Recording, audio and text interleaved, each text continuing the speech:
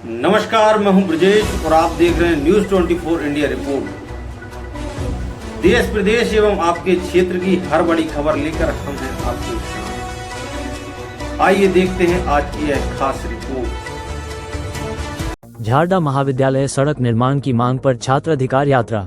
झारडा महाविद्यालय तक पहुंच मार्ग के निर्माण की मांग को लेकर भारतीय राष्ट्रीय छात्र संघ (NSUI) ने महिदपुर में छात्र अधिकार पैदल यात्रा निकाली।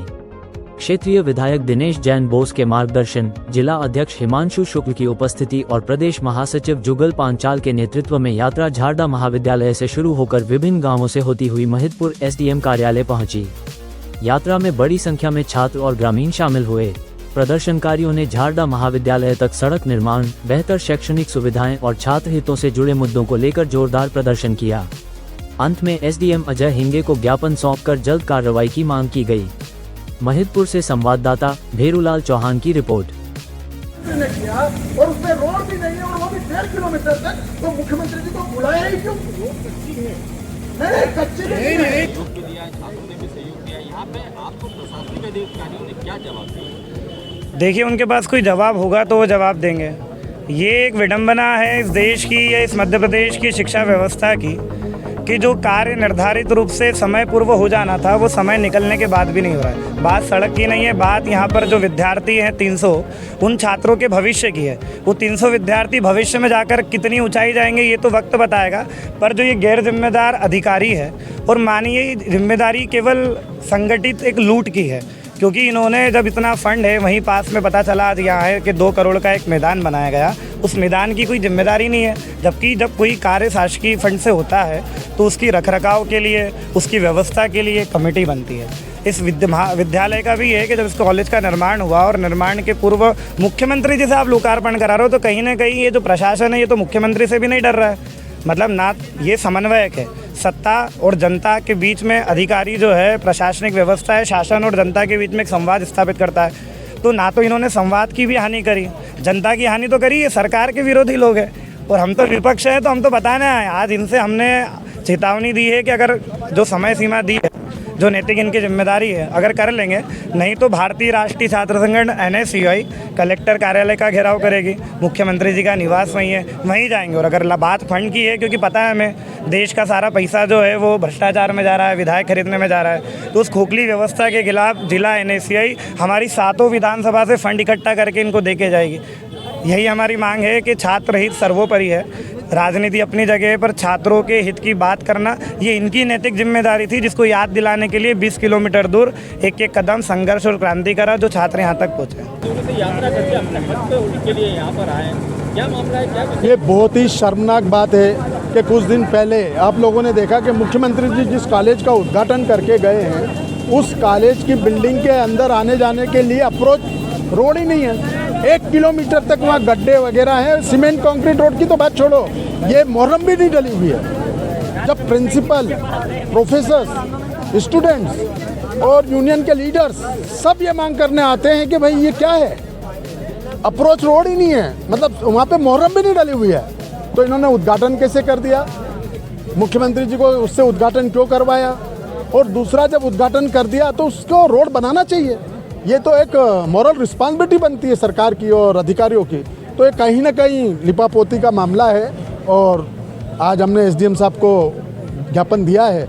अगर ये नहीं होता तो बड़ी शर्म की बात है इस हिंदुस्तान में, बहुत शर्म की बात है, और इसको हम आगे और बढ़ाएंगे। एक रोड नहीं है और उद्घाटन कर दिया और वो बिल्डिंग ऐसी ही पड़ी हुई है, ये बहुत शर्म वाली बात है, आपके लिए भी हमारे लिए भी।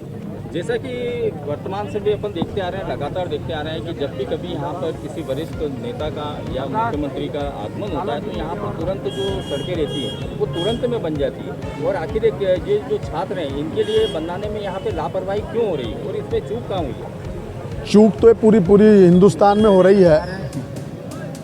आज जिस तरीके की घटनाएं अपने सामने आई है तो ये भी शर्मसार करने वाली घटना है। चूक थोड़ी है, इसको करने की ज़रूरत थोड़ी है, ये तो पहले से हो जाना चाहिए। कितने छात्रों, 300 छात्रों के साथ खिलवाड़ है कि शिक्षा सत्र ही चालू नहीं हुआ वहाँ पर। ये चूक और वो नहीं है, ये तो एक मतलब इसको क्या संज्ञा दी जाए, मेरे तो यही समझ में नहीं आ रहा है।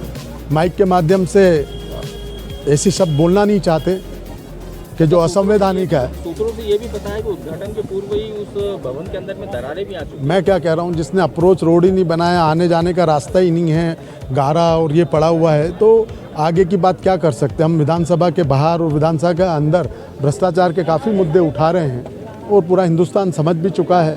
जिस तरीके से स्टूडेंट पॉलिटिक्स बाहर आई है, धर्मेंद्र प्रधान का इस्तीफा हुआ है और दोनों तानाशाह को झुकना पड़ा है, तो अब ये धीरे धीरे मोमेंट बहुत आगे बढ़ेंगे और जब छात्र बाहर आएंगे तो देश में बदलाव जरूर आएगा। विदिशा में नशे से दूरी है जरूरी 2.0 अभियान के तहत कोतवाली पुलिस ने बड़ी कार्रवाई करते हुए करीब 80 ग्राम ब्राउन शुगर जब्त की है। इस मामले में 2 अंतर्राज्यीय तस्करों को गिरफ्तार किया गया है। जब्त ब्राउन शुगर की अनुमानित अंतर्राष्ट्रीय कीमत करीब 10 लाख रुपए बताई जा रही है। पुलिस ने NDPS एक्ट के तहत मामला दर्ज कर आगे की जांच शुरू कर दी है। मुखबिर की सूचना पर कोतवाली पुलिस ने रामलीला क्षेत्र में घेराबंदी कर 2 संदिग्ध युवकों को पकड़ा। तलाशी के दौरान उनके कब्जे से करीब 80 ग्राम ब्राउन शुगर बरामद हुई। पूछताछ में अवैध नशा कारोबार से जुड़े अन्य लोगों के बारे में भी अहम जानकारी मिली है। पुलिस पूरे नेटवर्क की जांच में जुटी है और जल्द ही अन्य आरोपियों की गिरफ्तारी की संभावना जताई जा रही है। साथ ही विदिशा में इनके स्थानीय कनेक्शन भी खंगाले जा रहे हैं। विदिशा से संवाददाता रामकुमार लोधी की रिपोर्ट।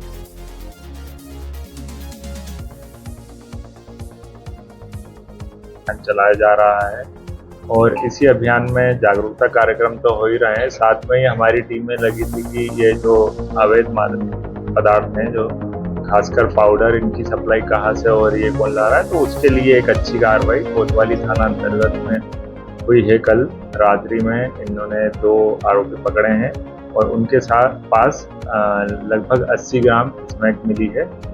ये रामलीला मैदान के पीछे पकड़े गए 2 आरोपी है और इन पर 8/21 NDPS एक्ट के तहत अपराध पंजीबद्ध किया गया है। इनके नाम है मोहन तंवर, पिता गोरेलाल तंवर, ये हैं थाना इकलेरा, जिला झालावाड़, राजस्थान से, और राजेश तंवर है जेतपुरा, थाना कोतवाली, राजगढ़ से।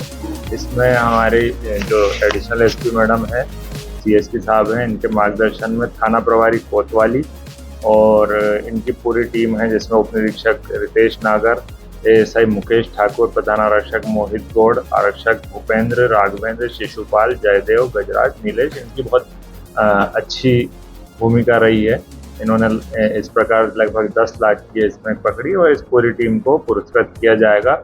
मैं सभी से अपील करता हूं कि आपको कहीं भी ये सूचना मिलती है कि मादक पदार्थ का विक्रय हो रहा है या कोई ट्रांसपोर्ट हो रहा है, तो आप तुरंत हमारे हेल्पलाइन नंबर 7587637635 पर सूचना दें और हम उस पर तत्काल कार्रवाई करें।